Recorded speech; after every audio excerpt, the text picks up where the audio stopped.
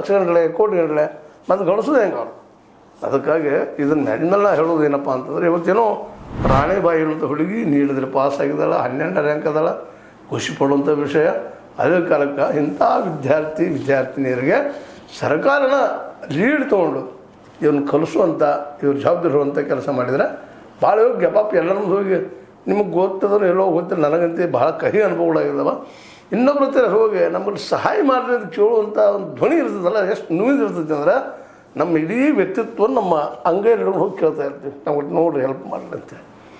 ಮಾಡ್ಬೋದು, ಮಾಡ್ದೇ ಇಲ್ಲಂತಲ್ಲ, ಭಾಳ ಕಡಿಮೆ ಪ್ರಮಾಣ.